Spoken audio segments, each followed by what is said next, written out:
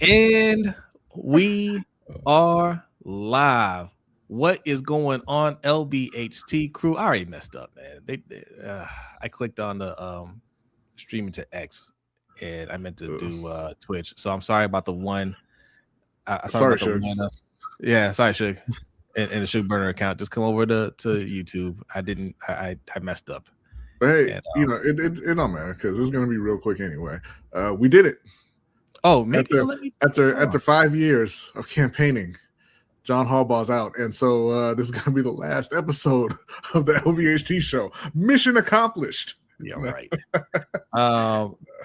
It might let me do it. Maybe. Let me see. Fingers crossed. All right. Okay. All right. I think we are on Twitch.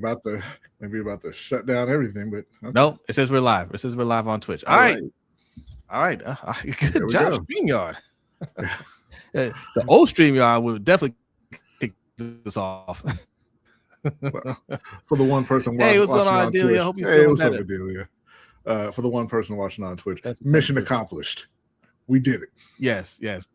Coach, what's going on? Thanks for coming through, Mr. Kevin Germain. I almost said Kevin James. Kevin Germain, salute. Good afternoon. I said good morning, good afternoon, good evening. I'm already in the morning mode because we're gonna do this in the morning too. Slim Smith, salute.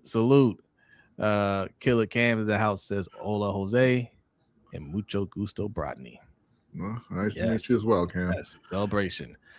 Urban, salute. Kev T says we free. Yes, spiritual war exposed says we are free. Yes. Danny, she was honest. The minute that news broke, she was like, "You better go live. You better go live." She says, "Welcome to the chat, everyone. Please hit the like and subscribe button. We appreciate your support. Super chat is available. Cash App $LBHT show. Yes, listen to what Danny says. All right. Who else is here? Rave the Phantom 6. What a glorious day! Finally, let's go. I know it's not a Super Bowl victory, but it almost feels like it. I hear you. Step one. We did get a Cash App from our good friend Noah. Thank you very much, Noah. He says it's a great day to be a Ravens fan. Hey, you know what, Noah? Because you sent the Cash App, you get one of these.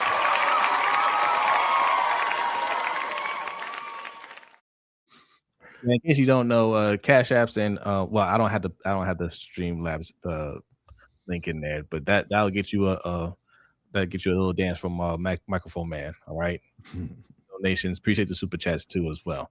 Also, Patreon.com/LBHT show. That is what is pinned in the chat box right now.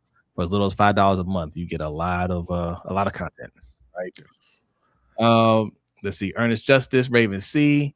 What's going on? Says Luke Jersey sales going up. Yes.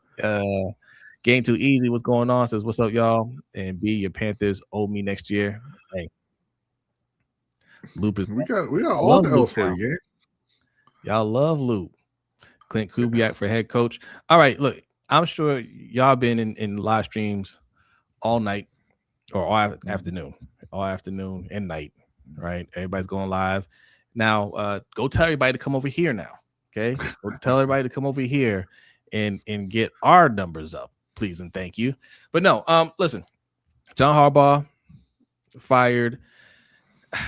Listen, me and B we're we were on opposite sides on this, whether he could get fired or not.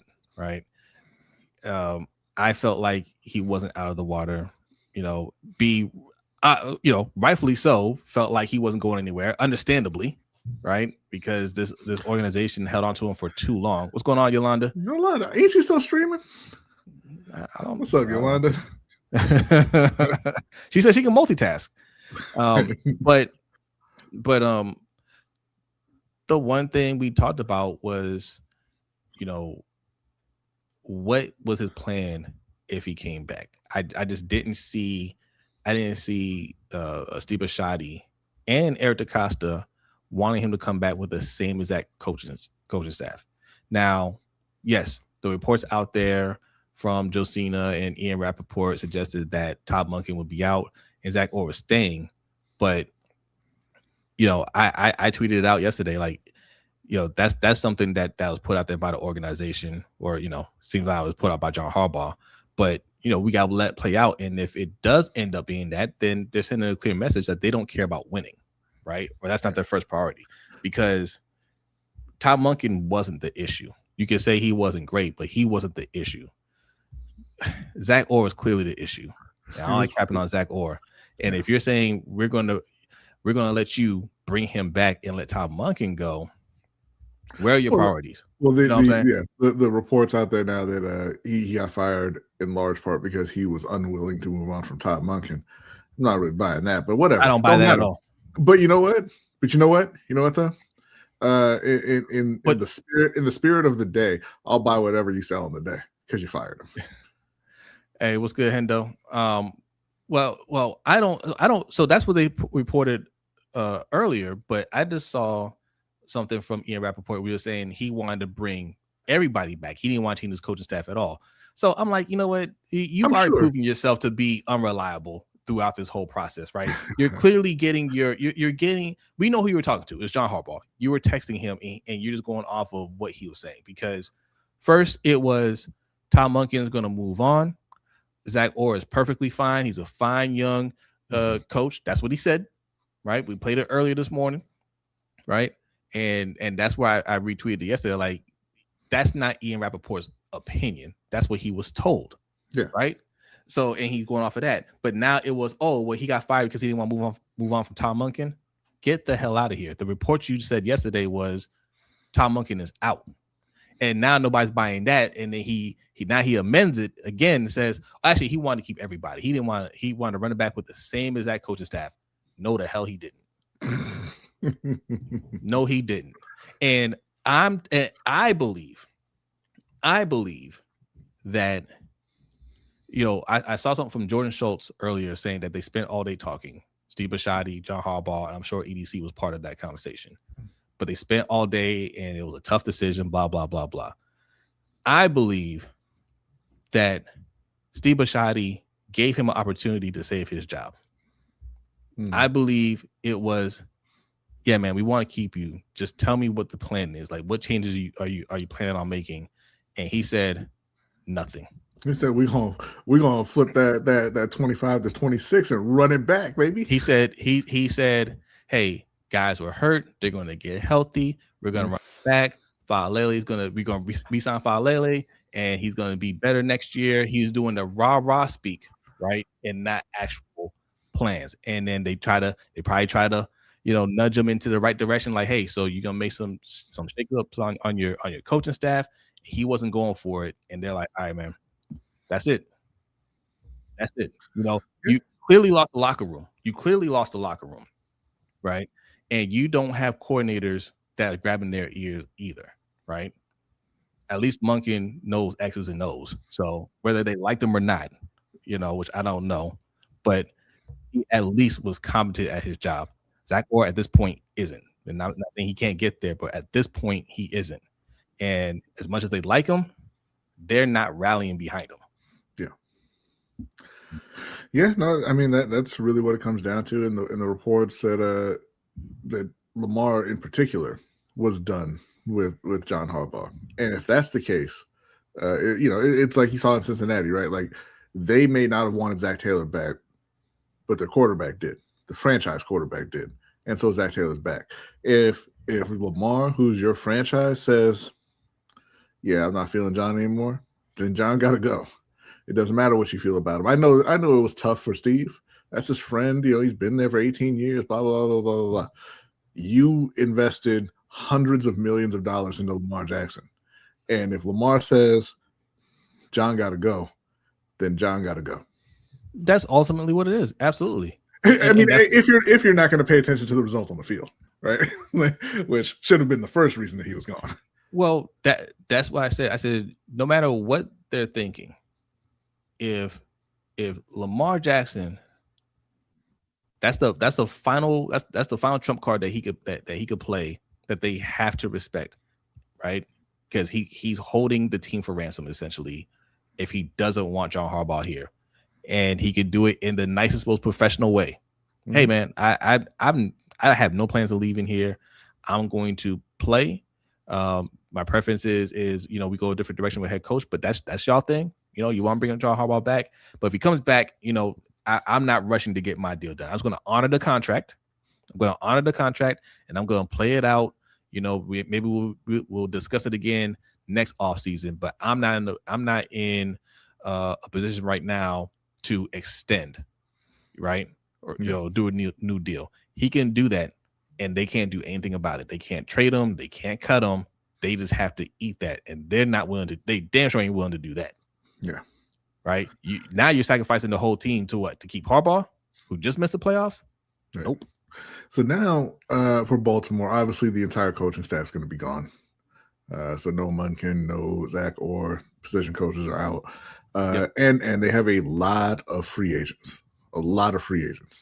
So it's kind of it's a turning point for the franchise right now, right? So you got to pick the new leader on the field and the new head coach, have him build up the staff. You got to decide which of those free agents are going to be coming back, who you're going to let walk, and what your new direction is going to be in the draft, because I don't think Eric wants to follow his friend John out the door. So I'm sure he's open to new ideas starting today, right? So, we've seen a lot of the streams and a lot of the people that fans are asking for. But let me ask you, who do you want as the new, I can't believe I'm saying it, the new head coach of the Baltimore Ravens? First and foremost, Grails, how dare you? You just not subscribing. I see you every morning. you typically watch from Hendo's chat. I get it. But thanks for subscribing, Grails. You know what though? Before you answer that, I do want to say that I think that Ravens fans, you can be happy that John's gone. Obviously, he should have been fired years ago. Hell yeah. But I would say thank you to John as well. He's done a lot in Baltimore. Yes. He's won a lot of games. They won a Super Bowl with him, even though they stuffed him in a locker. But the fact is he's been the head coach for a long time. He's done a lot of winning. They do have a great reputation. They're in the playoffs, competing every year. So thank you to John, even though you should have stepped down years ago. But thank you to John, and wish him well elsewhere. He's going to get a job immediately, and I think he'll do well. Yeah, yes to both things. Yes, thank you for the good times we had, right? And we did do a lot of winning, and we did get a Super Bowl. But also, you overstayed your welcome.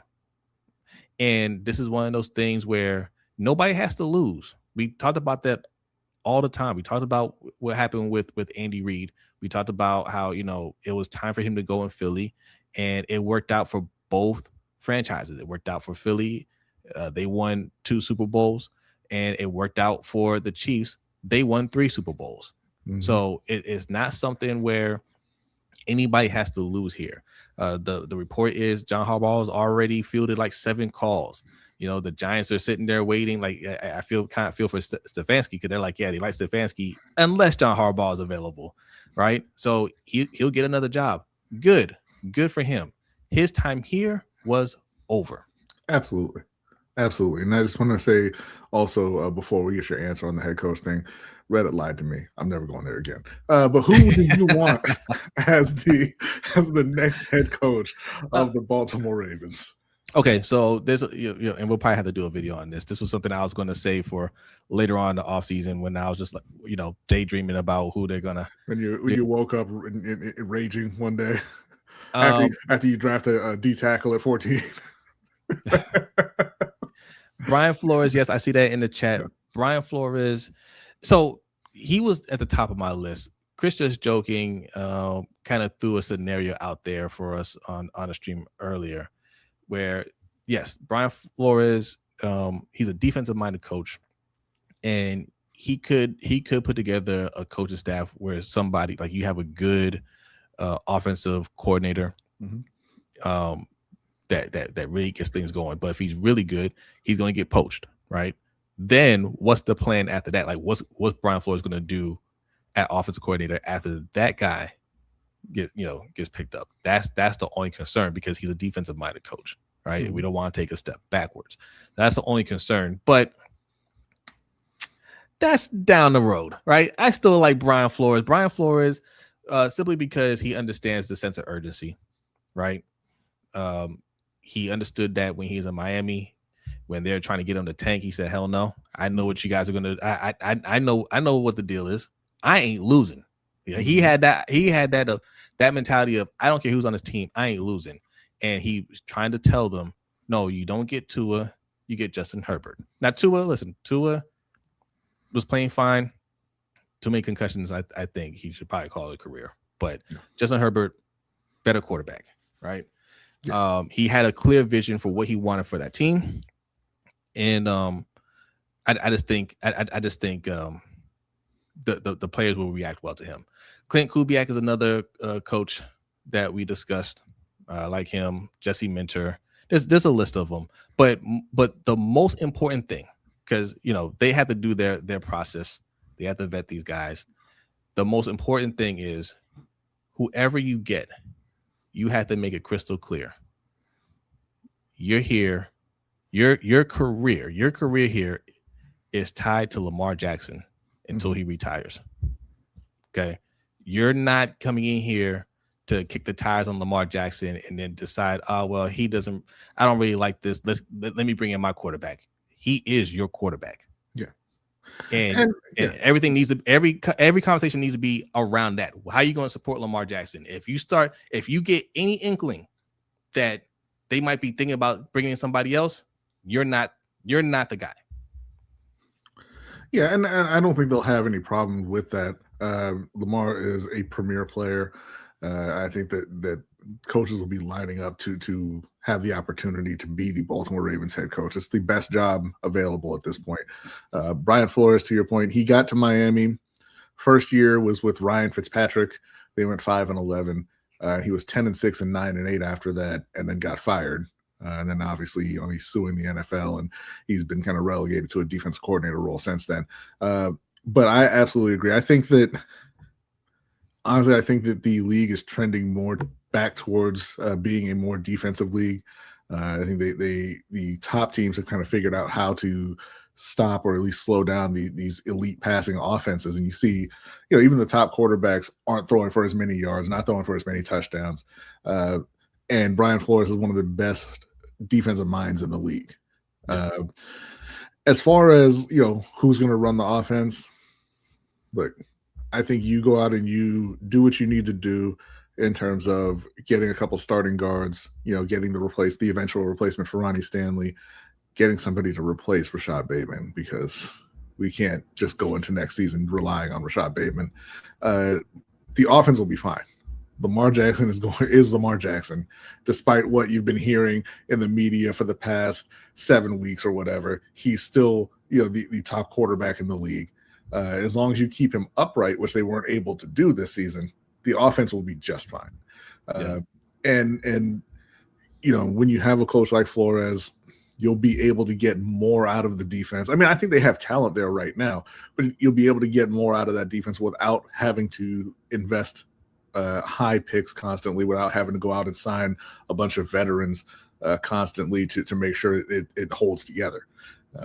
He'll take those guys that you have now and turn them into the top 10, top 5 defense that everybody thought they were going to be.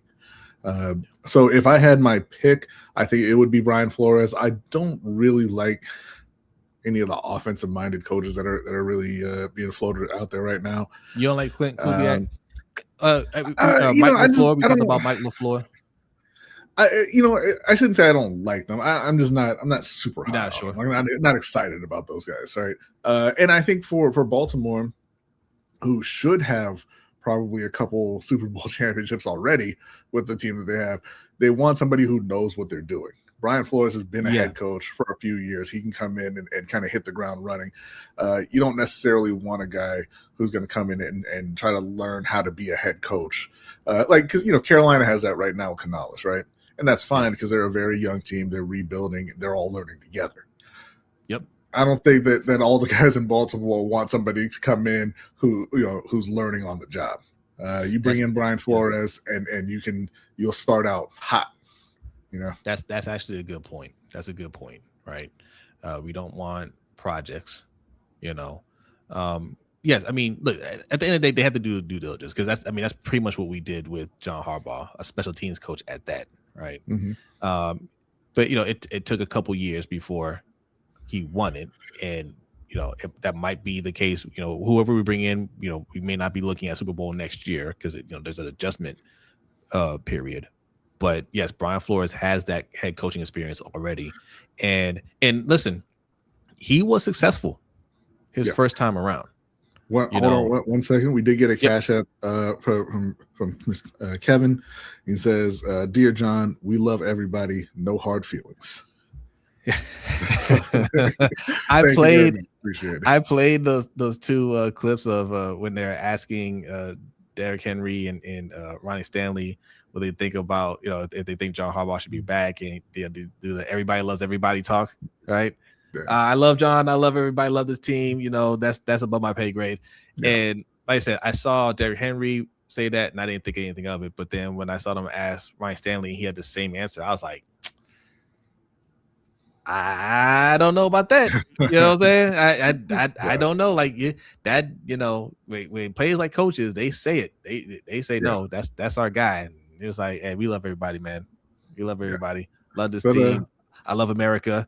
Just you got to hit the video. How? Oh, that's right. Yeah, that's a cash app. My bad. You get one of these.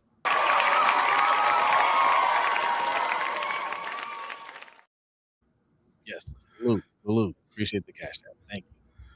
Yeah, so like I said, this is an off season of major change for Baltimore at this point, because it looked like, hey, they're talking about it and we'll see, blah, blah, blah. John wants to come back. So it looked like you were going to maybe sacrifice one of the coaches and he'd be back and it'd be kind of the same old song and dance with John and EDC. But now with Harbaugh out, again, it's a, an offseason full of opportunity, right? What I would want to see personally from Baltimore is I want to see them hire Brian Flores, but whoever they end up with, kind of get away from the philosophy of bringing in veterans who are at the top of or already going down the hill, right? Let those older guys go. I mean, you can't do anything about Mark Andrews at this point. They already gave him his money, but bring back the younger players. And put together a staff that can actually develop these guys. And then you can find out exactly what you have on defense, right? Mike Green didn't have a great rookie season. Nate Wiggins has kind of been up and down a bit, and you want to bring in somebody, excuse me, Malachi Starks has he didn't come in and make a bunch of game-changing plays like people kind of thought he would. You want to bring in a coaching staff that can kind of develop those guys and take you into a new direction, especially defensively. That's not we're just kind of we're bend but don't break, and we're just going to lay back and just kind of hope you don't get into the end zone, but into a more aggressive defense. It's like, no, we're going to stop you from moving the ball. We're going to take the ball away from you and give it back to our offense. Just a more aggressive and violent mindset overall. I think that where we should see them go is, I hate to say it because I like this guy, but cutting Marlon Humphrey, cutting Roquan Smith, and I like Justice Hill a lot, but cutting Justice Hill, that opens up $18 million in cap right there. And to be honest, you're not losing a ton cutting those 3 guys. And, obviously going into free agency and making the offensive line a priority. And then depending on who you're able to get in free agency or via trade leading up to the draft, that first pick, I want to see it going into the offense, right? A few years ago when they were picking 14th, the talk was, hey, we don't get to pick this high very often, right? So we got to take Kyle Hamilton. He's the best prospect in the draft. Got a chance to get a blue chip player, an elite prospect. We got to do it. So you did that for the defense. Now it's time to do one for the offense. And I don't really care what position it is, right? It could be guard. That'd be great. Could be tackle because you need an eventual replacement for Ronnie Stanley. That'd be great. Could be wide receiver because, like I said, Rashad Bateman. Not great. I should have warned you guys. Look, there's 150 people in here. Appreciate y'all. Hit that like button. If you're new in here, hit that subscribe button. We're less than 100 away from 3,000 subscribers. But I should have warned you if you're new in here. Please don't spam the chat. Don't say anything disrespectful because, look, we don't control the chat. Danity, like somebody found out. Danity got she got on somebody. You're lucky you're only in timeout. She disappears people. Okay, so Yeah. I just you've been warned. Okay. Yeah. But I'll tell you who else. I'm sorry, just to finish up there. I wouldn't be mad at them taking a shot on Jeremiah Love, the running back out of Notre Dame, because Derrick Henry's a little older. He's a guy who can help in the run and pass game, and you just need playmakers on offense as well. Yeah, it's funny because I was going to ask Coach earlier how he felt about the running backs in his class. Jeremiah Love, I was doing some mock drafts, and Jeremiah Love is the one running back that goes in the first round, but most of the other running backs are going second and third round. I wanted to know like how he felt about them. You know, like the Michigan running back, there was a Washington running back. I don't remember the names, but I wanted to know like, you know, it may not be starts, but we have to start looking at running backs that can start out splitting carries with Derrick Henry to really like give, you know, kind of extend him late in the season, and then when he eventually retires, being able to take over and being that every down back. So that's definitely something we got to look at. We got a super chat. YNG Bruce, salute. Hey, thank you for that. Thank you. He says, folks can't blame Lamar for wanting to be great instead of being right. Harbaugh 77. Just saying, hey, Mortimer, we are back. Yes, agreed. 1 year and we will get respect. Flores, Lamar is him, plus guards. Henry is him. I think what he meant to say. Yes, I agree. And thank you for the super chat. Yeah. As long as that coach comes in and understands it's about building around Lamar. And we have like Brian. I think what intrigues me about Brian Flores so much is because of his defensive mind and what he does with defenses. And we have young pieces, right? And I don't even think we necessarily have to get rid of Marlon Humphrey and Roquan. They have to be due to deals, right? Marlon Humphrey seems. I suspect he'll be very agreeable to a pay cut, right? So he doesn't have to go. Like, and I think a coach like Brian Flores doesn't put him in positions where he's getting burnt. Yeah. You know what I'm saying? Like he's like in the red zone. Marlon Humphrey is very good. He gets turnovers. Mm-hmm. You know, it's on those deep routes where he can't keep up anymore. And you know he's just caught out of position. I think it's just been tough in this defense, but I think there's still some value there. Roquan just needs a change of scenery. I mean, when Roquan, when he first got here, played with an edge. He's not playing with the edge. I think Brian Flores and his staff come in and help Roquan start playing with the edge again. But do that for a little bit cheaper. Okay, we need some money back from you. But yes, but everything's on the table, right? The new coaching staff comes in, they assess everything, and then they start weeding out who's not going to work in their new system. Mm-hmm. But you got to start getting some more production on the defensive side. And first thing is just protecting Lamar Jackson. And honestly, I don't think it's going to be hard for a new coaching staff to come in there and fix that. Because we're talking about Todd Monkey, we're talking about Zach Orr, but Warhop doesn't get nearly enough attention. Yeah. That's the crazy thing, right? Because listen, I don't think that Falele and Voorhees are good players, but they've done such a horrible job of trying to develop anybody. You never really know. Maybe you get a new offensive line coach in there, and all of a sudden they are serviceable, right? Yeah. So that's the exciting part of it, because you have a lot of young players, because you have a lot of picks. You have a lot of young players, so you get a new coaching staff in there, and you never know who might pop, right? But yeah, I think that they do need to immediately kind of turn around their focus and say, hey, number one priority is protecting Lamar. Number two priority is getting weapons for the offense, and then we'll worry about the defense. Yes. Yeah. Because you have nowhere to go but up. We're at the bottom right now. Mhm. Right? If they get marginally better through off-season training, weight program, and just a competent coaching staff next year, it'll be better than what we've seen the last 2 years. Right? Yeah. So that is not the priority. You have to protect Lamar, and I feel like that's part of the discussion too. I feel like Falele's name came up during that day long discussion with Harbaugh and what he plans on doing next year. And they said, "Hey, how you feel about the O line?" And he probably said, "We got to resign Falele. He's almost there." And they're like, "Okay, all right." Like when players go through concussion protocol and they start asking them questions and they say the wrong things, like, "Okay, just give me your helmet." Right? Yeah, like what's 5 + 3, Batman? All right, yeah, you know yeah, what? yeah. Have a seat over there. You're fine. They're like, "What do you think about Falele? We got to resign him." I just need your playbook, coach. Just Actually, go ahead and take that one with you. yeah. I just need the key card. Thank you. So somebody or a few people in the chat brought up Kevin Stefanski. What do you think about him?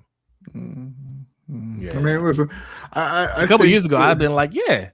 Now I'm not going to say that he's a terrible coach or anything like that, but I feel like Baltimore, with Lamar Jackson, with Derrick Henry, with Zay Flowers, with Kyle Hamilton, some of the other talent on that defense, they should be able to have their pick of the coaches available.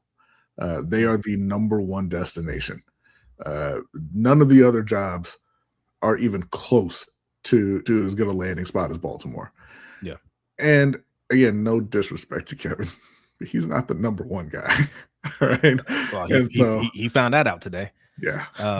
Tone to Virgo, appreciate the super chat, says the pressure should be on EDC now. Oh, it is. Yeah. It is. That's like that. I think that he's going to be very open to new ideas now because he doesn't want to be the next one walked out the building. So we've said if you go back in the archives, you will hear us talk about this when the Ravens finally got to a point where it's time to start pointing fingers. The one trump card that EDC is going to have to get John out and him keeping his job is, listen, we haven't been making the wrong picks. We meaning him and Ozzy, because Ozzy still works in the building. He scouts some of these players. He can always lean on that and say, we've invested so much in these draft picks and we know we made the right picks. He's not developing them. He's not giving them opportunity to play. His coaching staff isn't doing it right by these players, right? He can always use that. But now that Harbaugh is gone, it's all on him. EDC is going to have more power, right, this time around. The talk was he couldn't fire EDC. He didn't have the power to do that. That had to come from Super Shotty because John. He couldn't fire John. EDC couldn't fire John. It had to come from Super Shotty because they all developed a close, tight friendship. But this next person doesn't have any ties to the organization, so that person is going to be reporting to EDC theoretically. So that's really on him to vet these coaches really well. Whatever he envisions for this team, roster wise, he's got to make sure the coach that comes in and the coaching staff that comes in with them can make that vision happen. Well, and listen, he should be looking at this as an opportunity because the talk in Baltimore has always been that John Harbaugh had a lot of power. John Harbaugh had a big say in who they would bring in and all that. They drafted that Michigan fullback in like the 5th round for John Harbaugh, even though there was zero chance of him making the team. And EDC, he talks that good stuff sometimes, right? Remember when he was talking about, hey, I want to build a receiving core like the Chiefs have. Yes. Other offseason, he was out there talking about, man, you got to build through the trenches. I want to fortify the O line and the D line, right? Go do it. And nobody's stopping you now. That was when he said that was Lamar's MVP season. Right before that was the off season. Mm-hmm. And I remember that because before he made that comment, John Harbaugh was out there saying that we don't really need to look at wide receivers in the draft. We like our guys, pretty much is what he said. Yeah. And when they asked EDC, he said the exact opposite. He said, no, we need to look at wide receivers. I'm trying to build what Kansas City has.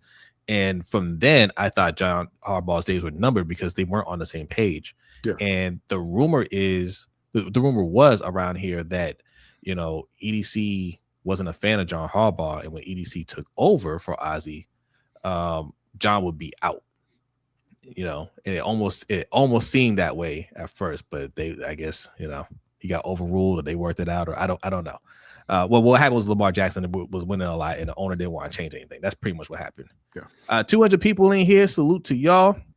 Hit the like button. If you're new in here, hit that subscribe button. We are less than 100 subscribers away. I think it's like 80, 85, something like that. From 3,000 subscribers. So help us reach that goal real quick, and then we got to turn right back around and hit 4,000, then 5,000. All right, we making some serious moves, and I see everybody jumping in here saying what's up to us. Sorry if we don't get to everybody. There's a lot of people in here. There's a lot of people, but salute to y'all. Talik, I see you. Drew, I see you. Andrew, SV Cam, Osman, I see you. Osman, Spirit of Justice. Jay the Six, I see you in here. Black Daniels, Black Ice House. Hey, appreciate all y'all. Mixing Buddha, y'all are really in here. Ferris, I see Ferris in here. Appreciate y'all. Darius Simmons, what's going on? Says that's when Harv's went Suge Knight at the Source Awards. Yes, that's right. Yeah. That's when he was like, well, no, that was the second time. The first time he just made it a little like, oh, we're good at wide receiver. The second time is when you were saying what you're talking about was when he was like, oh, if you care about your stats, you don't need to be here, right? Yeah. But okay, right.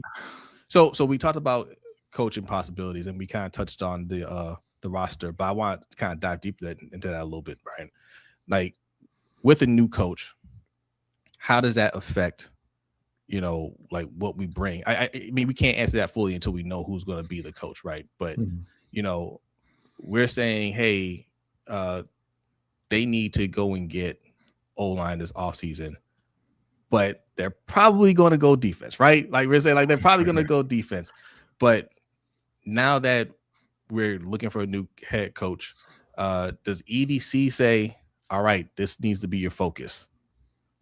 Fix that O-line, get it right, then we'll worry about defense later? Or is EDC saying plan's still the plan? All right. EDC just saw the plan get a dude fired who nobody around here thought would get fired. Yeah. So like I say, he's got to be open to doing things a different way. You saw your plan, of we're not going to do anything on the O-line and we're not really going to go after any depth on the D-line, backfire spectacularly this season. Because, obviously Nnamdi got hurt and, he was out for the year. And then you were just really struggling on that interior D-line because you didn't have any depth. The O-line, you got Lamar Jackson hurt multiple times. So, he cannot possibly look at the results of this season and say, we don't need major help on the O-line, right? You would think that for a new coach coming in, looking at Daniel Falele, looking at Andrew Voorhees, and looking at free agent Tyler Linderbaum, they would be saying, yeah, I'll come here for Lamar, but excuse me, our number one priority has got to be fixing this interior offensive line. It has to be for any coach coming in. Because every coach around the league knows that you build through the trenches. And if you have a player like Lamar, I mean, even if you don't, I don't want to say that bad quarterbacks deserve to get hit, but if you have a franchise quarterback like Lamar, it's the most important thing you can do is to give him time to operate, right? Yeah. He's shown you that obviously he can play under pressure. He can avoid sacks. He can make plays with guys chasing him around the field. I mean, you saw against Pittsburgh, 2 guys come untouched and he slipped right between them and threw a touchdown, right? But you don't want your quarterback doing that. Right. You don't want them doing that every other play. He had 18 pass attempts and he got sacked 3 times. And that's not counting how many times he was pressured or hit.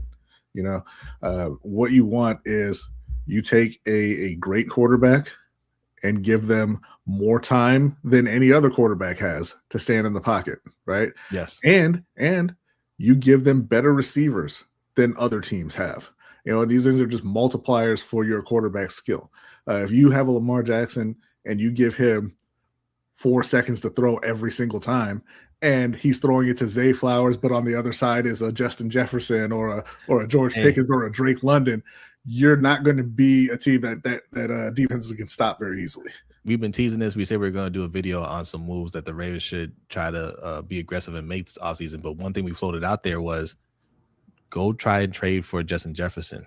Mm-hmm. Now, imagine if we have Brian Flores over here, all right, and EDC is open to making a move like that. Brian Flores says, no, go get my guy. Go get my guy who he's talking. He's saying the right things, but he doesn't want to play with JJ McCarthy anymore.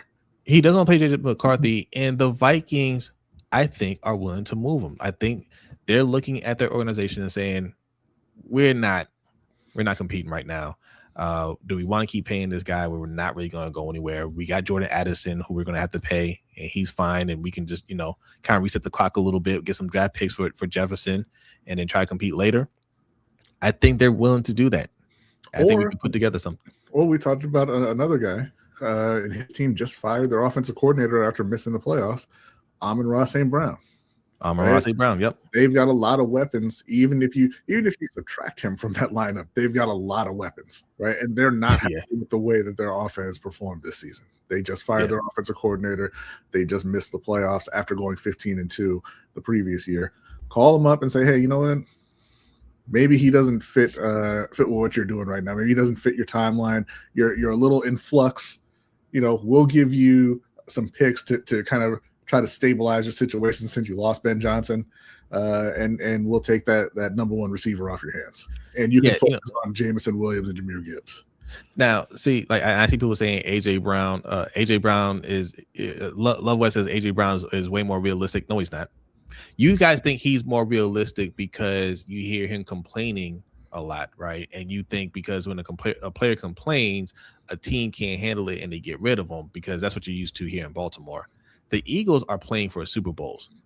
They're not going to change anything. They don't care if he complains. He complained last year, right? Everybody thought he was going to go last year. They won a Super Bowl. They said, welcome back. See you at camp, right? Same thing going to happen this year. They're not going to – is it possible? Anything's possible. Is it easier than getting Justin Jefferson? No, I don't think so. And listen, we don't know. Like, what are you going to do? You going to be mad we get Justin Jefferson? You better go and watch them. You better go watch some tape. Right. But where's I going with it? But no. It's not more realistic. But I mean, I'm cool with AJ Brown too, whoever, but like go and get guys that can make a difference, and going after teams that are stacked, right? But not winning. Those are the easiest ways to go and get somebody. The lines are stacked, but what does it matter if you're not making the playoffs, right? Like, you got to pay these guys. It's okay. Like the Eagles are okay with paying everybody because they're competing for Super Bowls. The minute that doesn't become the case, they're not willing to pay those guys. Yeah. So look for teams that aren't in the playoffs. From, we're not going to say the name, it says defund the defense. Thank you very much. Appreciate it. Appreciate you, T. Yes, defund the defense. Which is why it's not a lot that George Pickens resigns with the Cowboys. Right. It's not a lock, but I think that I do think they'll bring him back, and if anything, they'll be willing to move CD, who had some struggles this season, playing opposite. Like, George went in there and immediately established himself as the number one receiver when everybody thought CD Lamb was one of the elite players at that position, right? Yeah. And CD had some.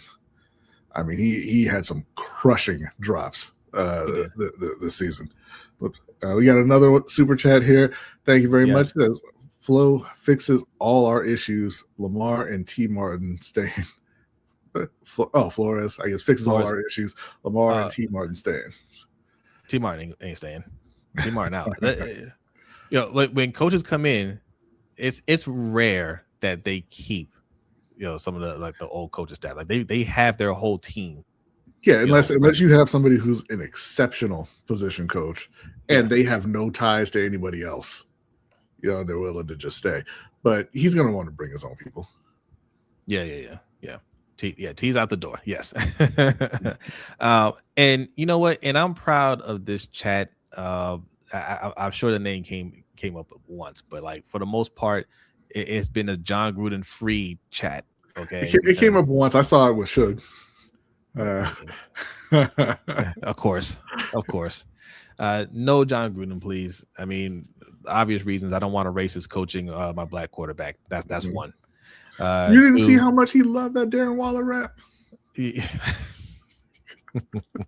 Come on, man.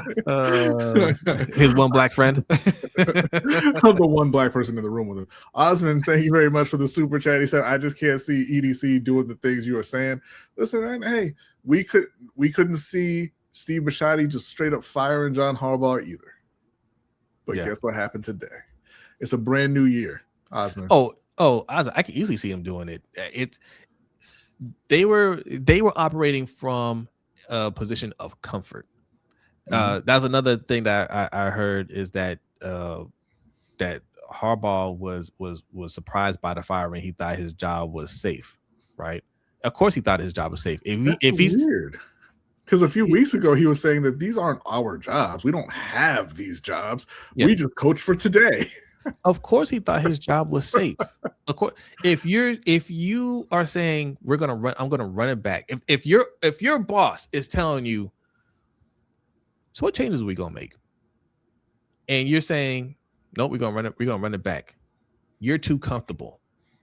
When he asks you what changes you're gonna make, he's telling you need to make a change, and the changes better be the right changes. And you're like, nope, I like my guys. Right? You're too comfortable. That sounds like a trick question. So he was too comfortable, and he got the rug pulled from under him, and now he's out, and EDC is watching all that, and he's like, I like my scratch off tickets, but they ain't been working out. I better start making some good picks. But let me talk about that. That's gonna be good for John too, right? Because it's a jolt to the system. He doesn't have that built-in security wherever he's going. He's going to have to reinvent himself a bit and put in the work. And I think he'll be successful wherever he goes. Mazabee, thank you very much. He says, so happy. I keep seeing Mentor. What am I not seeing? Chargers got okay, yet not seeing hype other than that personality-wise. Jesse Mentor's a well-respected coach. The Chargers have a good defense. They've got a lot of injuries, like they always do. But I think he's a good young coach. I wouldn't want them to go hire somebody who has ties to the organization, which apparently Jesse Mentor does, deep ties to the Ravens. They need to get away from that. They need to de-Raven that facility. Get some new ideas, some new people in there. Because that's ultimately what led to John getting fired today is them not wanting to bring in anybody that they don't already know, anybody that they're not comfortable with. Yeah. Ziad, thank you for another super chat. Says T 100% staying. Him and Lamar are family. 0% he leaves. Hey, what about Jair? Actual family? What about Jair Alexander? What about his cousin that was here? Yeah. What about Marquise? They were real good friends. Yeah, Lamar wants to win. Listen, he can see his family anytime. Yeah, he can still hang out with T. Yeah, T not staying. And that's fine. He's not a critical part of this team. All right. I mean, stay or go. I don't care, but I doubt it. I highly doubt that they're gonna say, hey, well, whoever gets this job has to keep T Martin.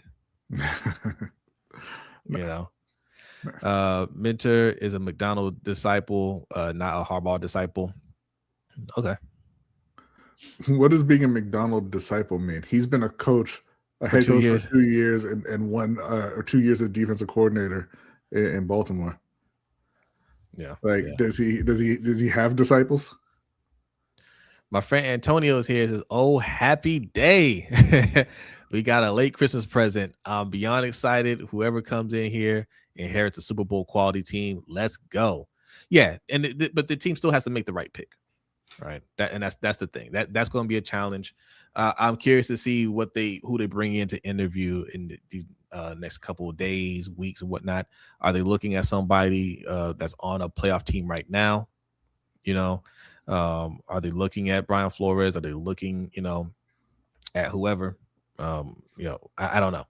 I don't know, but we'll find out. Those things will unfold pretty quickly, I think. Another person, like we said, no John Gruden. That's a given. But another person we should not be looking at is anybody coming from college.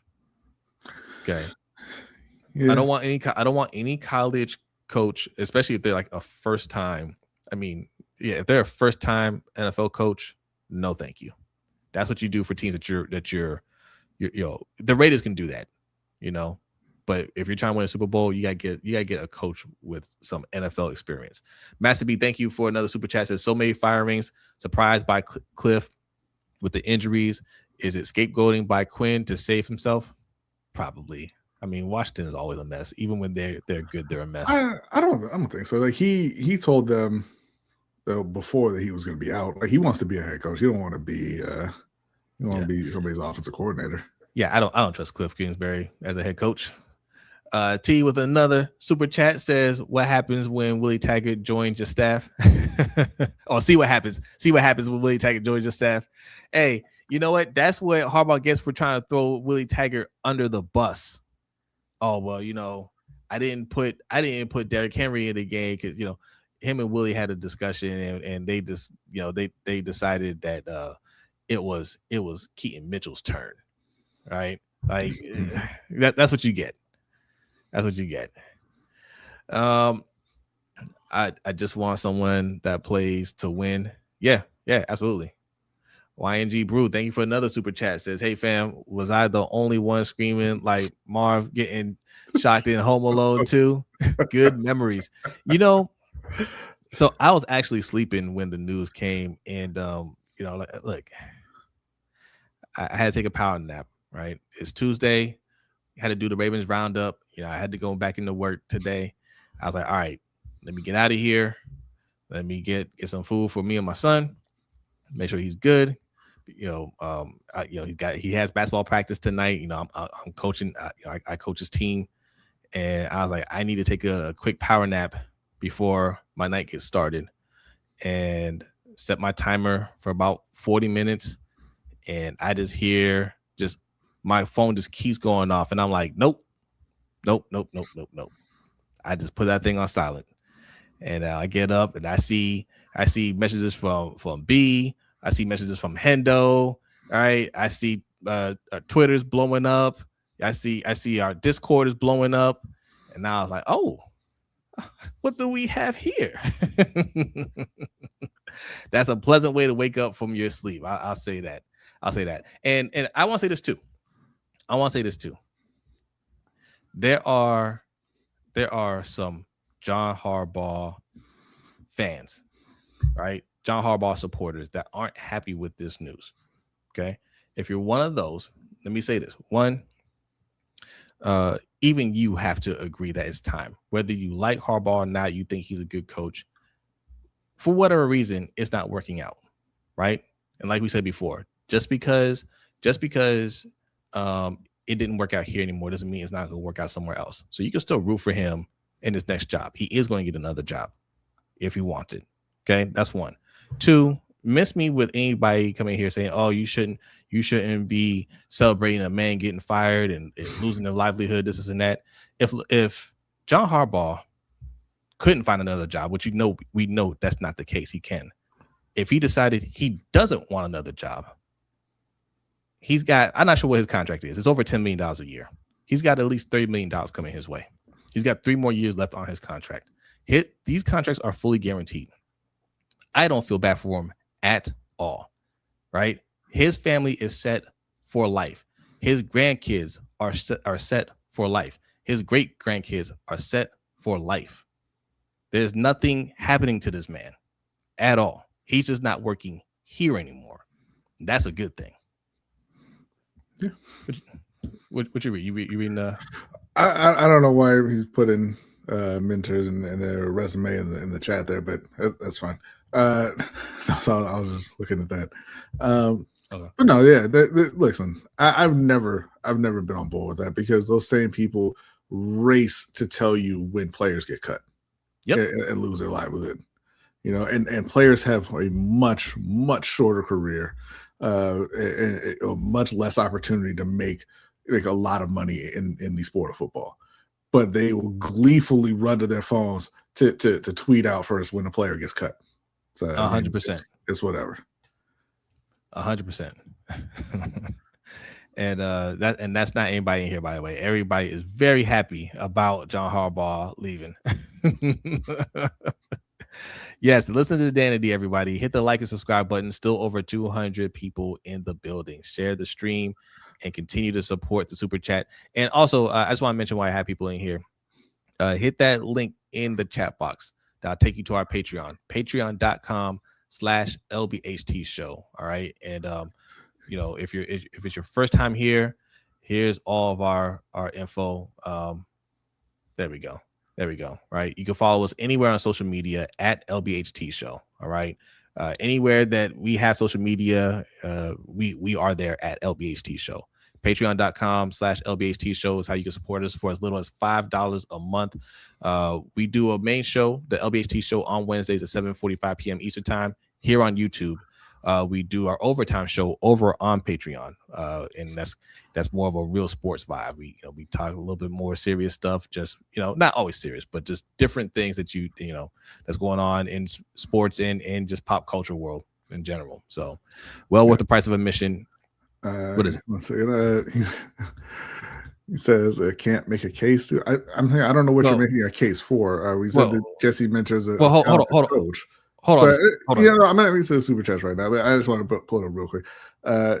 All I said was that I wouldn't want a coach with ties to Baltimore, which is what Jesse Minter has. Don't worry about that right now. But no, not yet. I just want to keep plugging this real quick.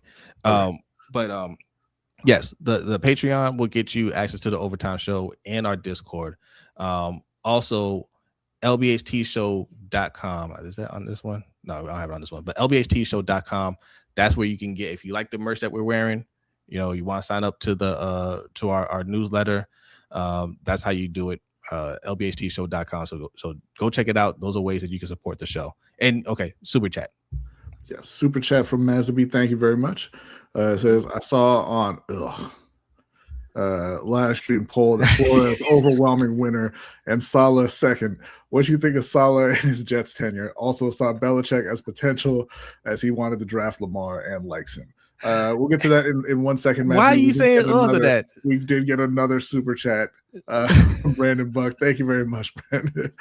Happy for y'all getting rid of Harbaugh, but now he might come to AZ. Hey, man, listen, y'all ain't been good in a minute. You should welcome John Harbaugh with open arms. Right? I think he would. Hey, listen, shout out to Bobby Trossett, right? This is Bobby Trossett inspired right here. Okay. And if you let him know, like, hey, you cop one of these, he would appreciate that. You get one of these, LBHTshow.com. You get one of these, take a picture, send it to him. Fells Point Mafia, he'll give you a thumbs up. And if you see him in Fells Point, go ahead and shout it out. Like, hey, Bobby, anyway, the super chat from Soulnificent. Thank you very much. It says Harbaugh is the definition of consistently inconsistent. Team regressed over the past 3 seasons, from hosting and losing the AFC Championship in 2023, divisional round loss in 2024, to not making the playoffs in 2025. Yeah, no, it hasn't been great over the last few years. And it's good that they finally, woke up and said, hey, we can't keep banging our head against the wall with doing the same thing over and over and over and over, and finally got rid of them. So yeah, it's time to focus on where you go from here. Mazabi asked about Saleh. I think Saleh's a very good coach. I think he got screwed in New York. And I wouldn't mind Saleh being the head coach. It wouldn't be my first choice, but I think he's a very good coach. What's up, E?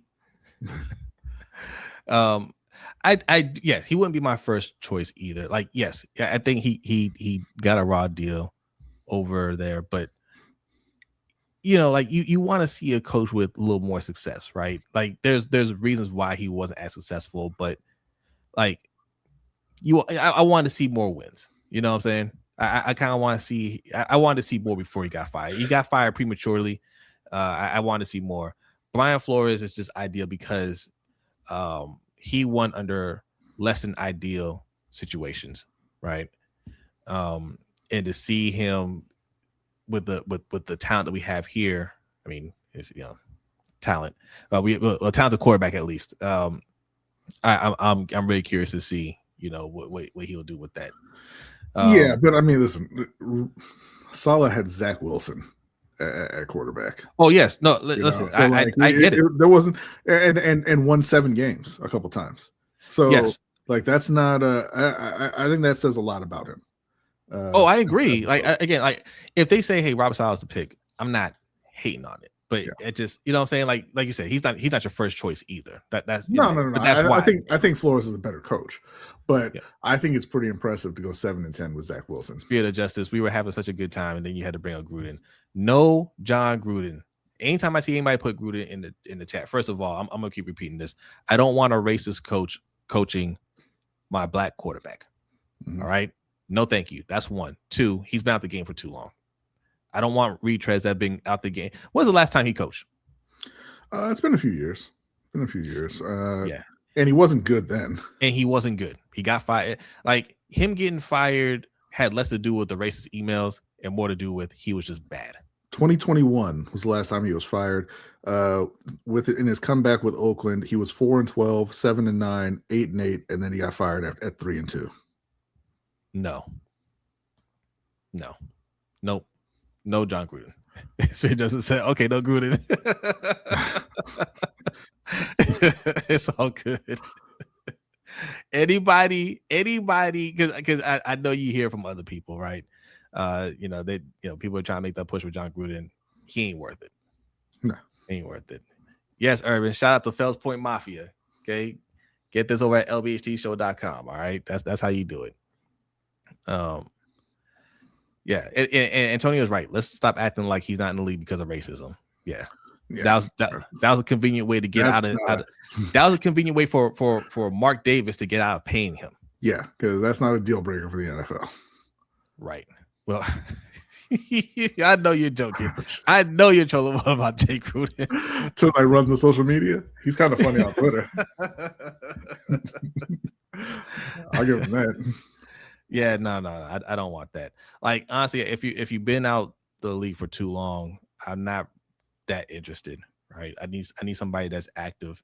Not saying that you can't come back and be a good coach, but like for where we're at right now, we're trying to keep our window open. I don't want to take a step back while inexperienced coach or a coach that's been out the game for too long is trying to find their way. I want somebody that's active right now so we can hit the ground running next year. This is funny to me. Zia says 0 chance with Saleh. He runs a 4-3 and we are historically a 3-4. Impossible he comes. Yeah, no, I mean nobody's ever switched. That is true.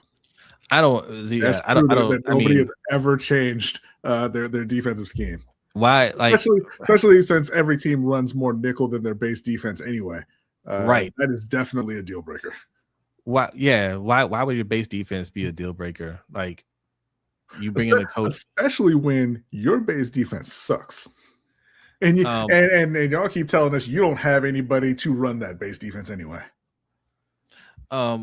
Historically, yeah, I hear you, Zia. I hear you. Like, historically, that might be what we do, and we've run 4-3 before, right? It's not like we've never run a 4-3 defense. In fact, our first Super Bowl was a 4-3 defense, a 4-3 base defense, right? So no, like we're not married to that, and like base defenses don't mean as much anymore because, like B said, we run most of our defense out of nickel, right? That's not going to be what keeps them from getting this job, especially since our defense ain't good. It's one thing if our defense was flying all over the place and we're like, okay, we kind of want to keep this defense intact. We don't really want to change much. We want a coach that can kind of amplify what they do a little bit or just keep things the same, right? That's one thing. You had 2 years of being one of the worst defenses in the league. Everything's up for discussion. Mm-hmm. Right. So what's up, World Class? Thanks for coming through. Let's see. Brian Flores makes the transition easier, especially with the madman psychotic scheme he has. He's gonna have Trenton Simpson with double-digit sacks. Hey, I hope so. Yeah, I hope so. Yeah. Irvin says breaking news: Roquan has been banned from Jimmy's Seafood for the abuse on free crab cakes.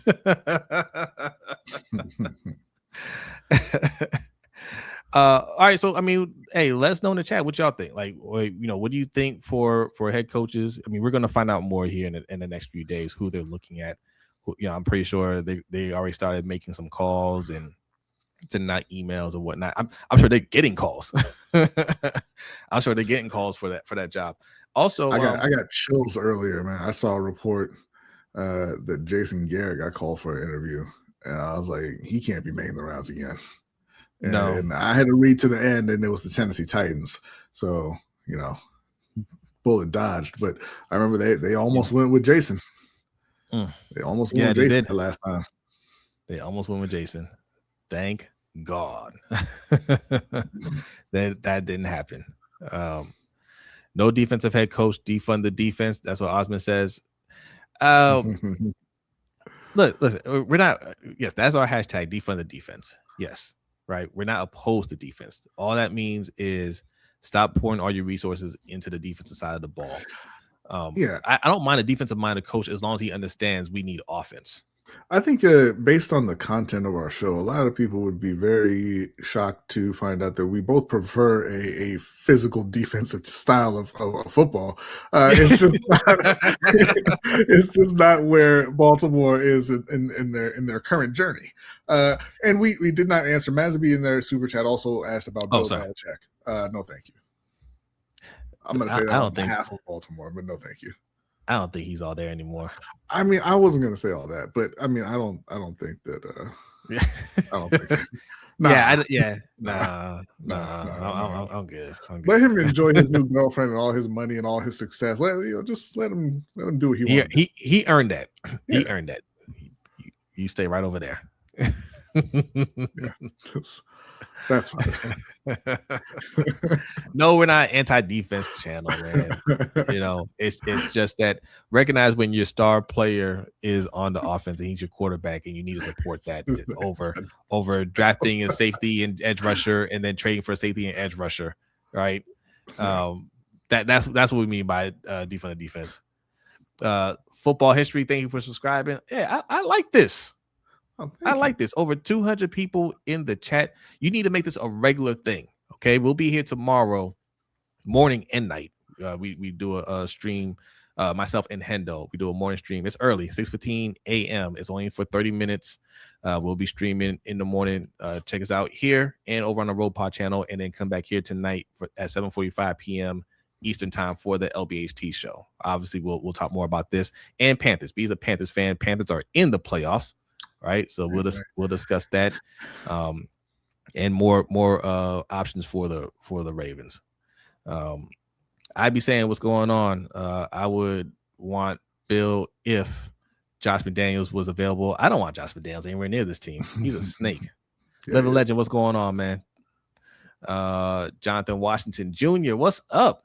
Says defensive issues are about coaching. Offense has to do with talent. If they just had more talent at O-line and wide receivers, they'd be fine. I think Lamar would figure it out with any offensive coordinator if we got a defensive head coach. 100%. Well, 95% agree with that because Carolina's got some defensive issues that are about talent right now. But I think in general, you are correct. But Lamar Jackson is going to figure it out with any head coach as a talented offense or offensive coordinator, as any talented offense does. It's important to get somebody who can run that defense because it's much, much harder to maintain the talent level of a defense than it is to maintain the talent level of an offense. Yeah.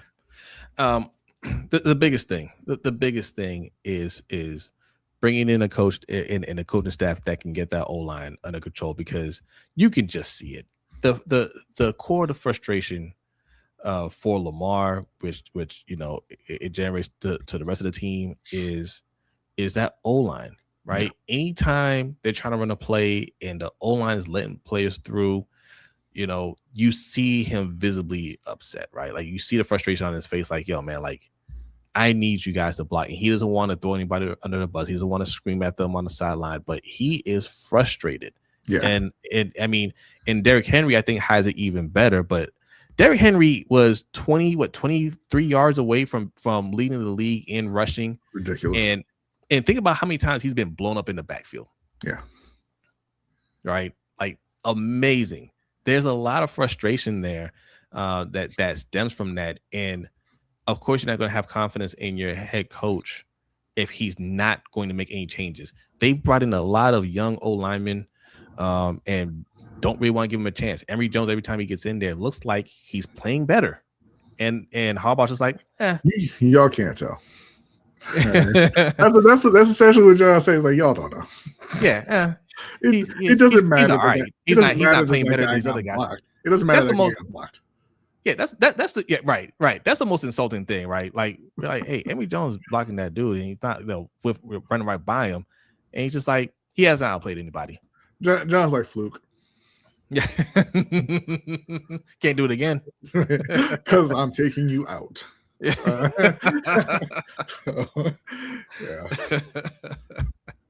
So yeah, that and again, that just comes from, that is purely comfort. We've been saying this for years.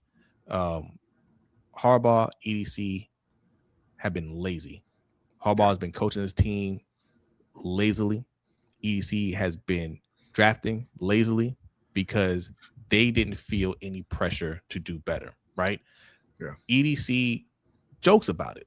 Oh yeah, I don't do any better than the other GMs. I just get more chances at it. That's why I like getting the draft picks, because you get more chances to get lucky.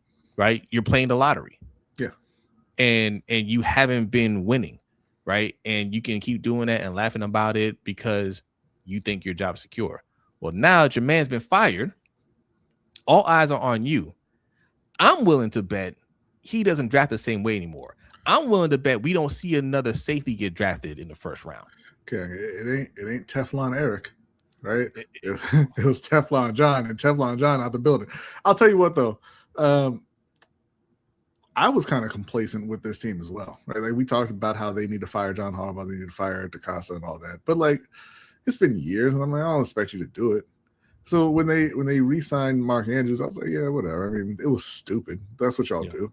And now that they fired John Harbaugh, I'm so much angrier about that because if you think about it, right? Like they gave him that 3-year deal, I think it was, and it's like $13 million a year, right? And Isaiah Likely and Charlie Cole are both probably sitting there like, that's my money, right? Yeah. And what are the chances that you're going to re-sign Isaiah Likely after you've re-signed Mark Andrews to that big deal? Now, I might be the beneficiary of that. He might go right down the road to Carolina, but I just, it is infuriating that you would sign the carcass of Mark Andrews rather than the up and coming Isaiah Likely, who's made numerous plays for you. He's had some issues, obviously. He fumbled the ball a couple times. He's dropped some passes or whatever. Mark has never done anything well in the playoffs, right? So why would you re-sign him? Yeah. So why would you re-sign him instead of Isaiah Likely for the new coaching staff coming in? I mean, just I don't know, man. Because I sit and I think about, hey, you've got Zay Flowers, who every week, each year and every week looks like he's figuring it out more and more, right? You've got Derrick Henry, who's one of the greatest running backs of all time, obviously. Like I said, I wouldn't be mad if they took a shot on Jeremiah Love in the draft and get the future running back as well, who can also come in and help in the pass game and all that. And then if you were actually starting Isaiah Likely along with those other guys, how explosive the offense would be. And I think Devontae Walker is going to be ready to be a starting caliber wide receiver next year as well. I think his stock has gone up for sure. But let's just bring back Mark though. Let's get the super chat for YNG Brew. Appreciate the super chats. Appreciate the cash apps. Really appreciate that. Consider being a Patreon member or a channel member, but preferably Patreon. Patreon.com/LBHTShow. Only $5 a month. All right, only $5 a month. If you donate more, you get more perks. But check it out. He says no more Ole/Falele. Yes, yes. Yeah. I mean, he's become a meme of how bad he's been. He's consistently been bad. That's the frustrating part of it. What's up, Jay? What's up, Jay? Jay says again, I want to say thank you to the Ravens for letting Likely come to the Panthers. Well, let me talk about that for a second, right? Because I think when they made that signing, again, that was from a position of comfort from both Harbaugh and EDC. At the time, I don't think EDC was thinking Harbaugh's going to go anywhere, right? Or Harbaugh's thinking they're going to go anywhere. I don't even think Steve thought he was going to go anywhere because, at that point there was still hope. There's still promise to turn things around, right? When they did that deal. Mm-hmm. Now things have changed. And when the new coaching staff comes in, don't be surprised that they trade Mark Andrews, right? That's a possibility. Yes, they just signed his deal. His deal, like for the first year of it, is a lot of money. After that, they can get out the deal pretty easily. I wouldn't be surprised if they say, hey, like we might go ahead and ship you out. Like, I mean, look, man, like it's a different regime now, and the new regime comes in and says we don't need him. We rather Isaiah Likely or Kolar or both or whatever. We don't need him. They'll move him. I don't know that you can move him. Like, I think you can.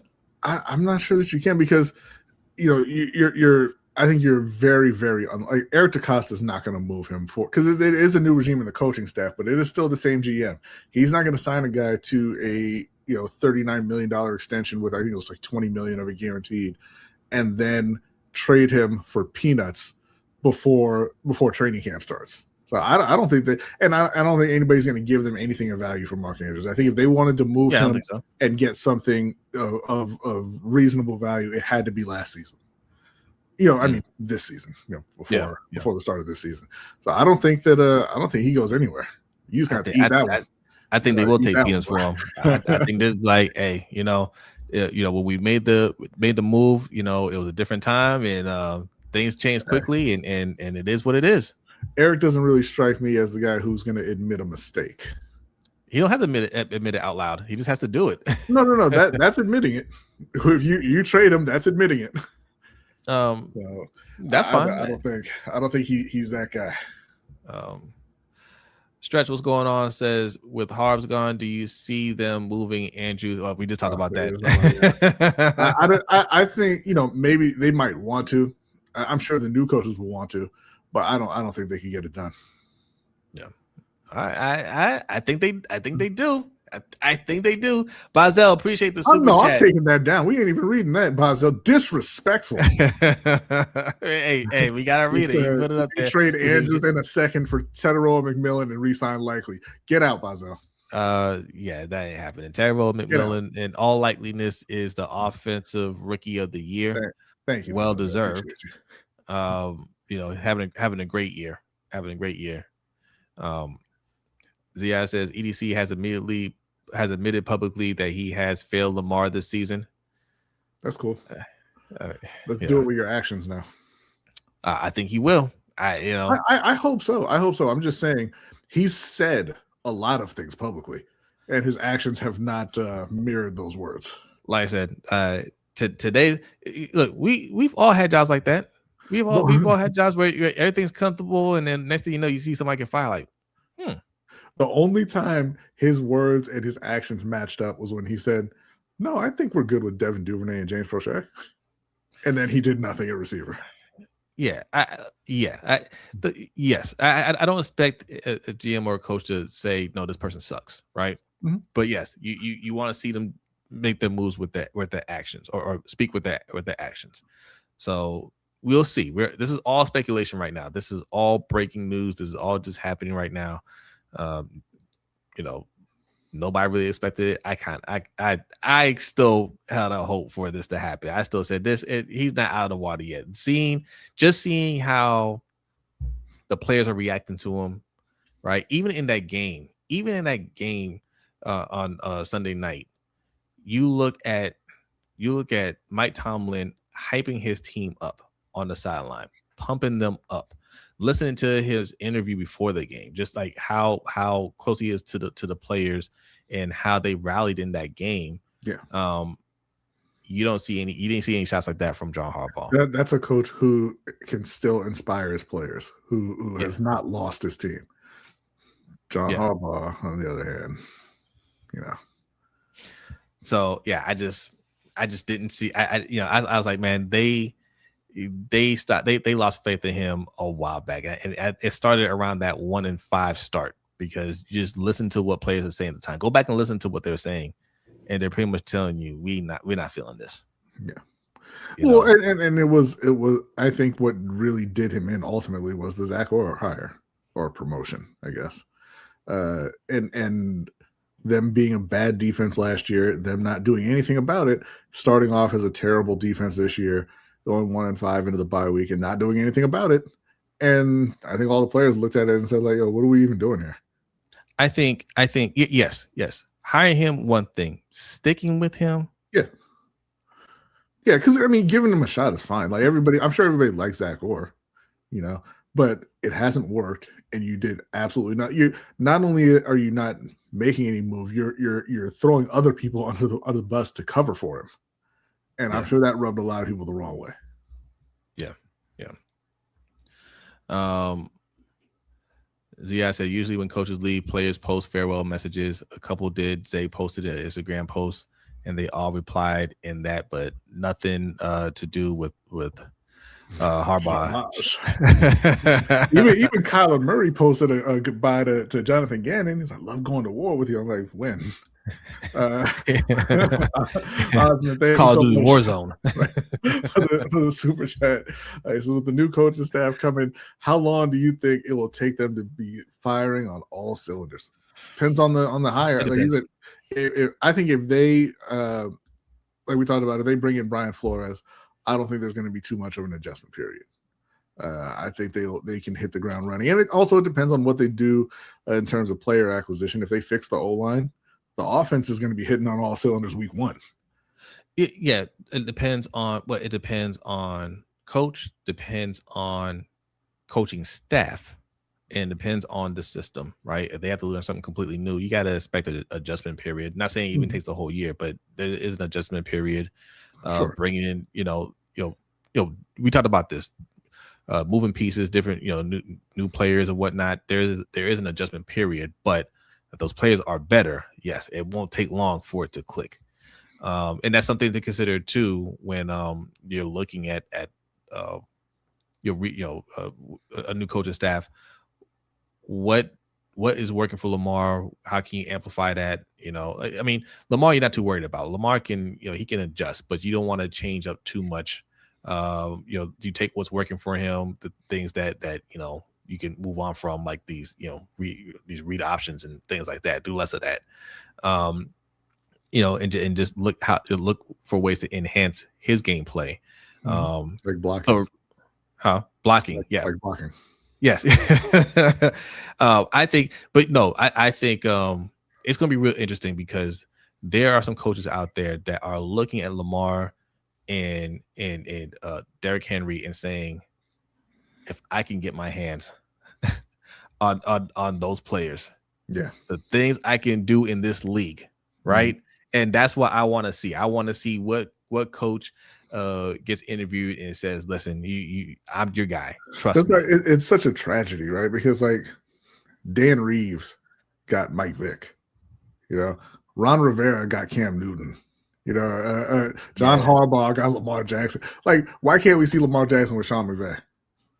Or even a Kyle Shanahan, Pat Mahomes got Andy Reid, and look what they've done, right?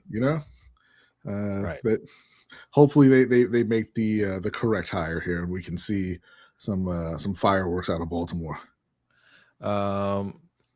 AKA Fred says, let's get Steve Spagnuolo, Super Bowl champ, defensive master. I'd rather have a Super Bowl champ in Steve than Brian Flores. He has so much playoff experience. He gives every AFC teams fits defensively. The thing about Spagnuolo is he's had a chance to be a head coach. He's not a good head coach. Excellent defensive coordinator, not a good head coach.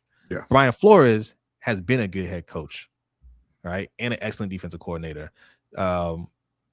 And Spagnuolo's not gonna do a lateral move to be a defensive coordinator here. But Spagnuolo as a head coach 11-41.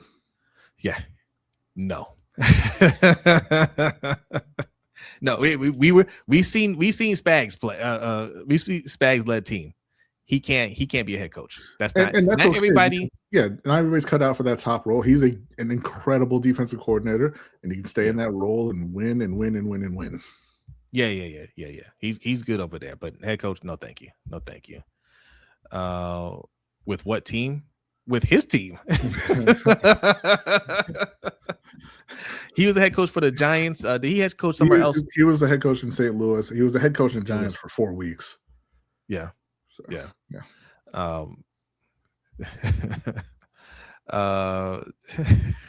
Urban's place says, whoa, breaking. Coach Sip2 Tally, aka Coach Evans, is in the running for the head coaching position. Interesting change of events. Hey, they should call him. All right. He can get the O-line right for sure. Let's see. Okay, little Romulus. No coach. Okay, you're in here trolling. All right, you get the one troll. Be careful. All right. That's for your own sake, because Danny's in there lurking. If Spags wanted to be a head coach again, could have been a long time ago. Flores is mid-40s. Flores went 10-7. Flores is mid-40s. You talking about his age? Spagnola's older than Flores. Yeah. It's 10-7 with Fitzpatrick, with rubbish ownership and an owner wanting him to tank.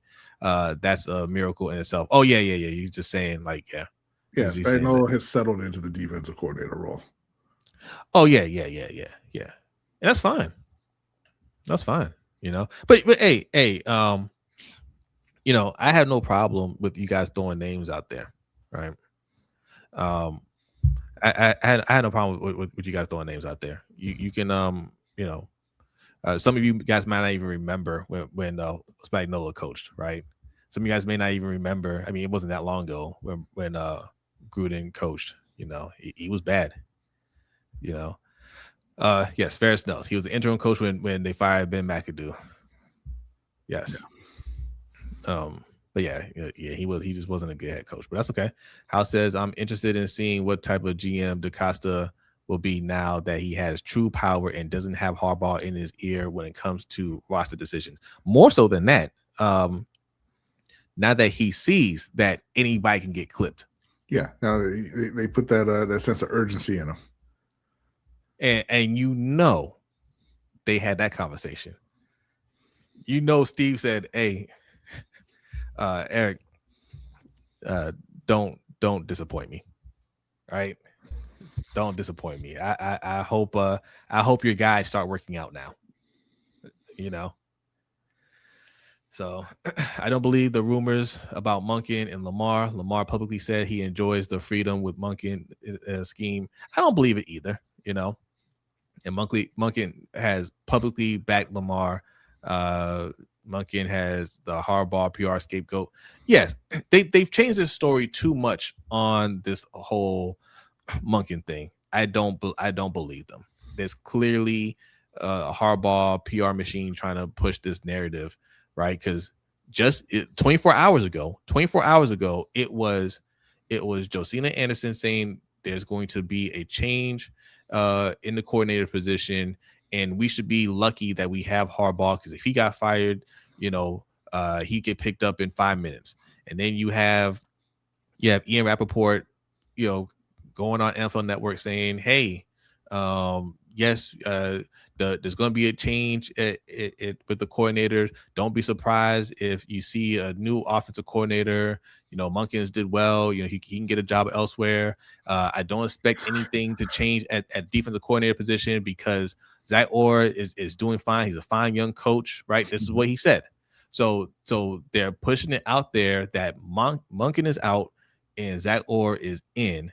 And then when Harbaugh gets fired, it's because he wanted to keep Monken, not fire him. That's why he got fired, because he wanted to keep Monken.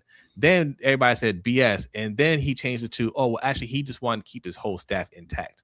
Okay. Just being honest, as 2 years as a head coach, interim doesn't count, and he's a bum.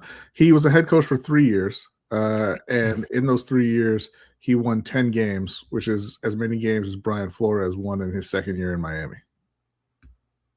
So it's not because he was 2 years. He was a bad head coach.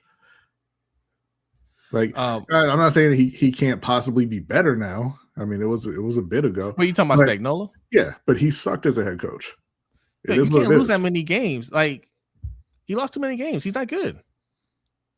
He's not good. And that was a while ago. And how come he's not getting, like, he hasn't been a head coach since? Yeah. If you want to give him a chance because he's doing a good job on defense for the Chiefs, and they were winning before he got there, right? If you want to give him a chance because of that, all right, fine. That's not my preference. I don't want to sound ageist or anything, but dude's 66. Like, you follow the trend of the rest of the league and go younger. Don't go with guys who are the old guard, who are kind of stuck in the back. Go with forward thinkers. Well, also, like, we don't know if he wants to even deal with that anymore, right? He might be comfortable. Listen, man, my guess would be probably not. But listen, when you're on a championship team and you're winning a lot of Super Bowls and things are good and you're in your 60s, you don't necessarily want to move around, right? Yeah. He's already been there. He's already done that. He's comfortable, right? He's good. No. Pete Carroll was 73 years younger. Brodny, give the older homies a shot. He got fired yesterday, Ferris. after 1 year. And also, but no, age does factor into this. Yeah. If we're being honest, because the Ravens have tried to model the Steelers in this sense where this is kind of like a lifetime appointment, right? Like they didn't like. That's why it was so hard for Bisciotti to fire him, because he wanted Harbaugh to leave on his own terms, but he tried to get Harbaugh to see that, you got to make some changes, right? But it didn't work out. The next person that they hired, they don't want to turn around and fire them in 3 or 4 years, right? And they don't want them to retire in 3 or 4 years, right? They want this person to be here for a long time. So age does factor into it. And I'll say I generally agree with that, right? Because coaches are as good as their talent. All these guys know the game. They know the game inside out. They know what they're talking about. They know how to win, how to lose, all that. It's just it's a matter of, do you have the talent to do the things that you want to do every week? Now there are other parts to it, obviously.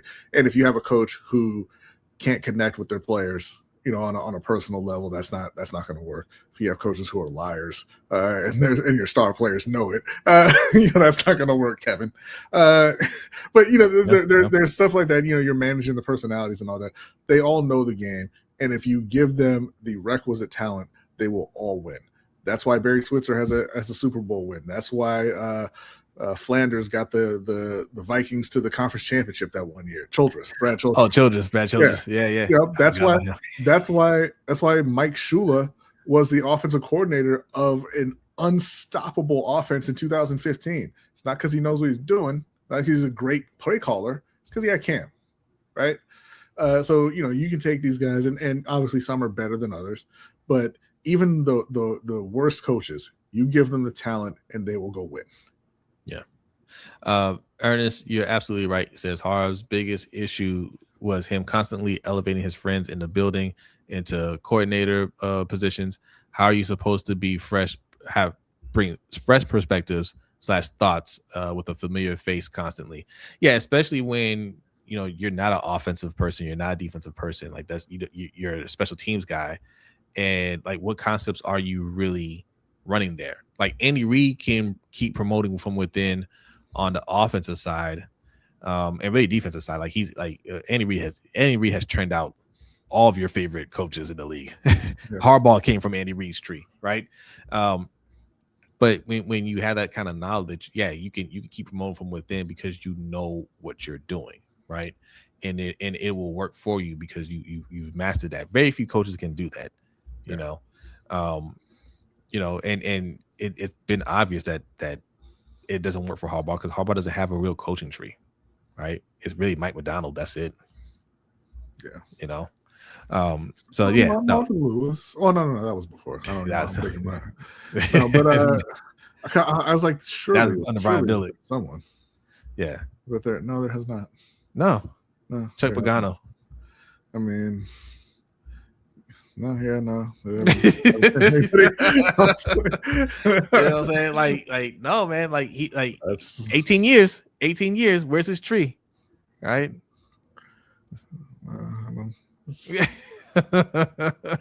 It's gonna sprout one day. All right, maybe he's gonna start churning them out at his new job. Danny's giving us an update. Thank you, Danny. He says only 80 subscribers left to achieve 3,000 goal. Hit the like and subscribe button for more great content. Super chats are available, or Cash App $ LBHTShow. Thank you. All right, we have 217 people in here. If you are not subscribed, help us get there. All right, 80 subscribers away. Help us get there to 3,000 subscribers. All right. Thank you very much. I'm going to plug it again. Patreon.com/LBHTShow. Appreciate all the super chats. Appreciate the donations. If you're spending more than $5, especially spending more than $10, because, $10 can get you one of these coins right here. This is our original logo when we first started. All right. This is more of a collector's item, if you will. All right. But we still have these. So if you sign up for the $10 tier, you get one of these. All right. Thank you very much, Spicy. Oh, thank you. Thank you very much, AKA Fred. Appreciate it. Appreciate it. Anthony Weaver, Game Too Easy, is asking about as head coach. Yeah, he's not a head coach yet. He's interviewing though. So hey, good luck to him. Interview. We have to do our due diligence. I don't mind bringing in people to interview. Do your due diligence, and if he ended up getting the job, I wouldn't be against it. He's interviewing somewhere else. No, he's interviewing. I forget. But I'm saying, if they call him here for an interview, I wouldn't be against it. Yeah. He ain't picking up the phone for Eric DeCosta. When are we re-signing Linderbaum? I think that's going to be one of the priorities. I think he stays. Right. That is if he doesn't. If he doesn't resign here, that's too much to make up in the offseason. To be honest, though, if you really think about it, he didn't have a great year, right? No. He's undersized. We know that Eric DeCosta can't pick O-linemen, so he can't be that good. If you just let him walk, Carolina's got their new center for the next decade. And I think that's what we all want. No, I don't think so. If we're being realistic, right? We all right. What do you mean? I thought that we supported black quarterbacks around here. We don't want Bryce to have protection? You guys invested heavily in your O-line. You have protection. Well, they some of that might be coming back this year or this week. Robert Hunt, he might be playing in the playoff game. No. I mean, Game Too Easy. Yeah, he counts, but they don't typically start counting those guys until they're head coaches and have some success. Who counts? Anthony Weaver. Like he would be that, but he's not been a head coach. Oh, you're talking about for his coaching tree? Yeah. Oh, I thought you were talking about is he is that a candidate? Yeah. He's got to be a head coaches. But you know what? Bill Belichick ain't got much of a tree either. So whatever. No, he doesn't. He's had a lot of coaches become head coaches. They haven't been successful. The only one that you can point to really, I think, is Vrabel. The Mangini was somewhat successful for a little bit. He was a fad. Crennel was not good. The little kid that ran special teams for him was bad, and now he's bad in college. Joe something. Oh, the one the one that coached the Giants? Yes, sir. He was awful. Yeah, Matt Patricia was terrible. Yeah. And just mean. Like if you want to suck at your job, be nice to people at least. Yeah, Bill Belichick was a one-man show. That's what we found out. You not want to post him. The best assistant that he had was Josh McDaniels, and he is famously terrible outside of New England. Yeah, Joe Judge. There it is. Judge. Yes. Yeah. Joe Judge. He's an OC. Oh, miss. Oh, man. Oh. Okay. Yeah, Matt Patricia. Yeah. Nasty. Yeah. It's a nasty list. That I mean, in his case, that speaks to his greatness because he's won a lot of Super Bowls. Despite the fact that he couldn't teach the game to his coaches. Urban said Matt Patricia, 2 first names, just don't get it done. Like Joe Judge.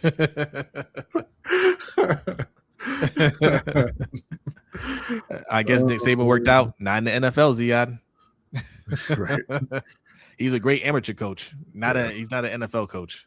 He coached in the NFL too. Yeah. He lasted a year. Briefly. And I do want to also mention Urban just put out his album. Yes. The album of beats, very, very good. If you have the link, Urban, you go ahead and drop it in the chat. You all should definitely check it out, support him, give it a listen. Urban and Living Legend. Living Legend put out he's a couple projects out, but you guys can plug your stuff if the chat lets you put it in there. This thing, YouTube is weird. YouTube is weird. If not, send it to us, DM us, and we'll put it in not in the chat, we'll put it in our description. All right. But yeah, go check it out. Dope album. All right. Dope beats. Him and Living Legend, they both been sending us their stuff. Support your local artists. All right. All right. We've been going for an hour and 40 minutes, and I still have to set up the stream for the morning. And we have a strict no 2-hour rule. Yes. We get close a lot of times to 2 hours, but we do not hit the 2-hour mark. Okay. It's happened a couple of times, and we didn't feel good about it. All right. Can we still sign Likely? Chef Spicy Rice wants to know. He said he wants to stay. Yes, we can. We can happen. Everything's up in the air right now. Yeah. All we're doing is making speculation, but the first thing, nothing's going to happen until we get a head coach. Right. Likely wants to stay until he sees the offer from DeCosta. then he's going to want to explore his options. Never mind. And I don't think it's going to take that long for them to get the head coach, because everything's going to kind of be on hold until then, right? Yeah, and I think other teams are going to be waiting to see who ends up taking that job before the other dominoes start to fall. Yes, yeah. Antonio says, I don't know about y'all, but I'm going to sleep good tonight. Y'all have a good night. Go Ravens. Yes. Paint the City says we need Likely. We don't need Likely. I would like to have him here. We don't need him. He's not that guy. Right. He made a great play the other night, but no. And looking at it right now, George Kittle, 19.1 a year. Trey McBride, 19 a year. Travis Kelce, 17.1 a year. TJ Hawkinson, 16.5. So you're going to have to pay him, 15 plus probably to keep him per year. Likely? Yeah. So I would expect that he prices himself out of Baltimore. Maybe. I don't know.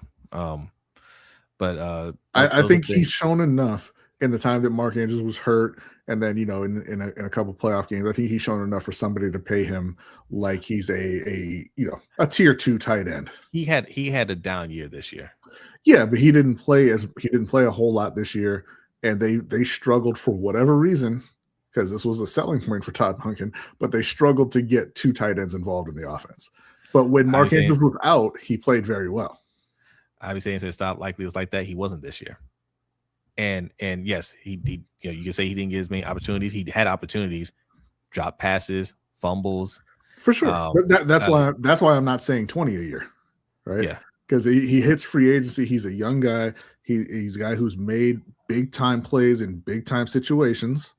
And you can, if you're a team that needs a tight end, right? Yeah. You can look at it and say, hey, they did not do a good job of putting him in a position to be successful, except when Mark Andrews was hurt. Right. Then he took over, exclusively, and he did produce then in a big way. So if you need that tight end and you've got the money and you're looking at Isaiah Likely in free agency, you'll make him that offer. Yeah. Hey, and he shouldn't limit himself anyway. He should want to test the market and see how much money he can get the most money as you possibly can. Yeah. All right. That is it. Still 180 people in here. Hit that like on your way out. Subscribe if you haven't done so already, especially if you've been hanging out with us this whole time. It's almost like we're family now. So go ahead and subscribe and share this with your friends and loved ones. If you want more content early in the morning, you want something, if you're an early bird and you got to get up to go to work, 6:15 a.m. myself and Henda will be right here discussing more of this in the morning, and then come back tomorrow night, 7:45 p.m. Eastern time for the LBHT show. All right. And then we'll do the overtime show after that on our Patreon, patreon.com/LBHT show. So a lot of content coming to you tomorrow morning, and tomorrow night. All right. Yes. Turn your notification bells on. Thank you all for the super chats. Thank you for the Cash App donations. Thank you for subscribing, all that. All right. And thank you for just hanging out and being in the chat and engaging. Appreciate it. And like as I said, make sure to come back tomorrow morning if you're up that early, if you're one of the unfortunates, or tomorrow evening at 7:45 Eastern for our weekly show. All right. With that, B, are you ready? I am ready. Y'all have a great night. It's a new day in Ravens Nation. We'll see where this goes, and stay tuned. Peace.